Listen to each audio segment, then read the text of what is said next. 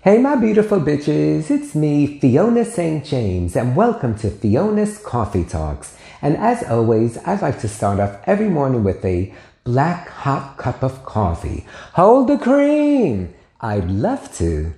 In my all-time favorite coffee mug with the quote of the century by Oscar Wilde, life is too important to be taken seriously. So lighten up, folks, because eventually we're all gonna die anyway, so live a little.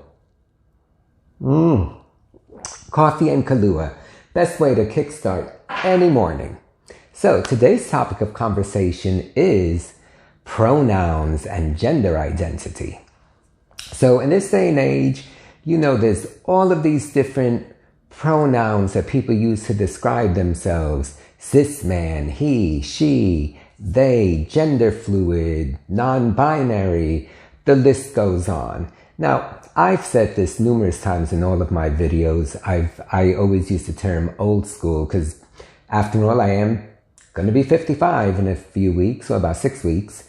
And I remember the simpler days when, back then it was like you were either gay or straight or bisexual. And there weren't all of these other terms that just kind of, threw everything in the mix and kind of made everything this much broader spectrum. Now, nothing against that. I don't know that I necessarily subscribe to it that much because I think that what ends up happening is too many people will sometimes latch onto all of these different things and suddenly use all of these different pronouns to identify themselves, which I think it's great if they want to do that, or if they do actually identify with all of these things. But I almost kind of feel like it can make things a little confusing, for lack of a better term, especially to outsiders looking in, to straight people that say, we finally got them used to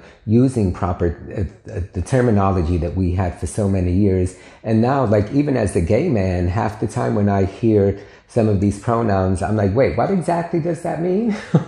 And then so if I'm not aware of it, or if we as gay people aren't fully understanding what every single thing means, then how do we expect other people to?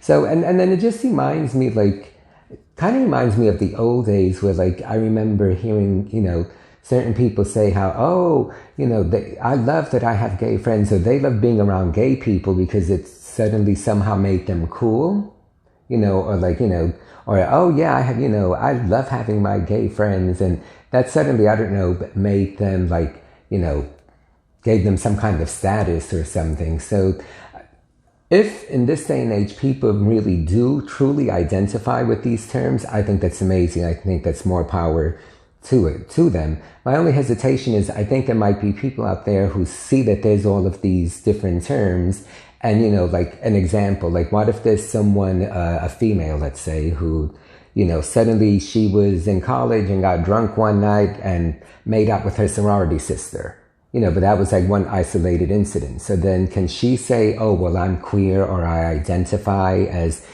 queer and this and that? Well, maybe, but then, then it just gets a little muddied, I think.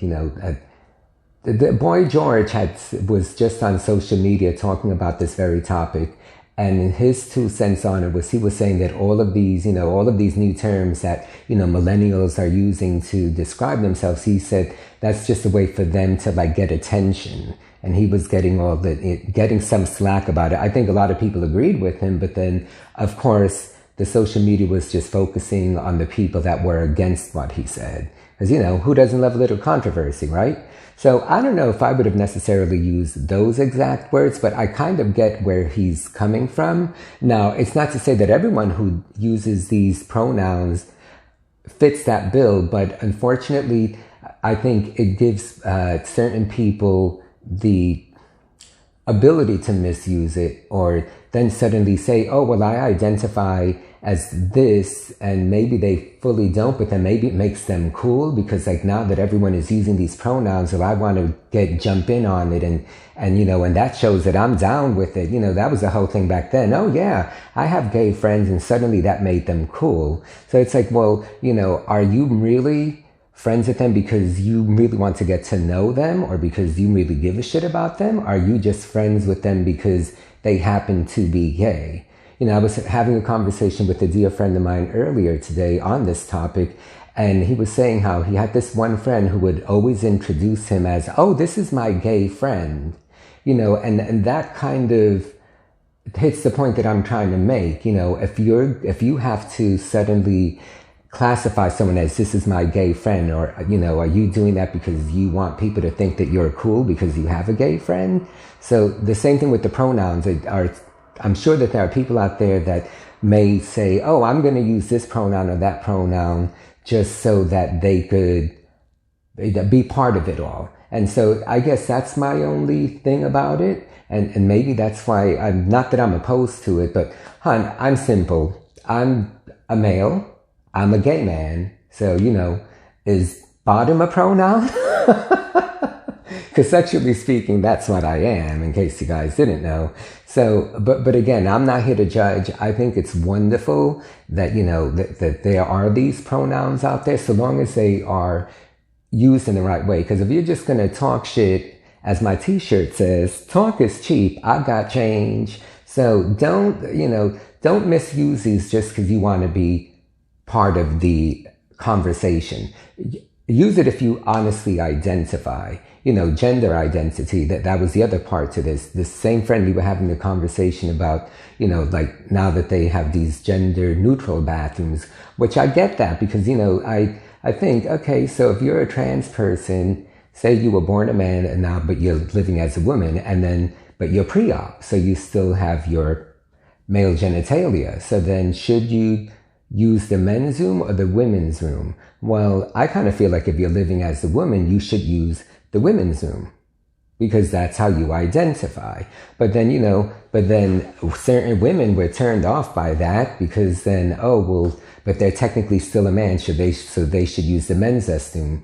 But then the men, they're going to have an issue with that as well. So it's sort of like damned if you do, damned if you don't. So the whole gender neutral bathroom, I think, is great because there are, you know, people that are not fully one or the other anatomically speaking. And for that case, it makes sense. And it reminds me when I was on the HBO hit series Oz, the first day on the set, because I was playing the resident tranny, I brought my wig with me, and the hair and makeup people said, you can't use a wig because if you use a wig, you look too convincing as a woman, and then people would think you're post-operative. So if you're post-operative, then I would be in a women's prison.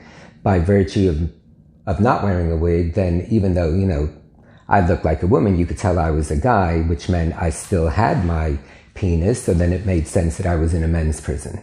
So anyway, but I digress from the subject. So I just kind of wanted to say what I had to say and get your thoughts. You know, people who are watching this, you know, do you think you like the old school way? It was a little simpler. Do you agree with all of this? I do to a certain degree if it's utilized the right way and if the people are being authentic to it. You know, I keep it simple. When they say, you know, what pronouns, I'm a gay male. I leave it at that. Well, to have these other things, I'm like, I'm not even 100% sure what that means anyway. So, but leave your thoughts, your comments. Let's start this dialogue. I think so long as you're true to yourself and happy and truly identify with what these pronouns mean, then hey, more power to you. Okay, guys, that is my thought on that. Thank you so much for tuning in. Don't forget subscribe, hit the notification button. Until the next time, love you.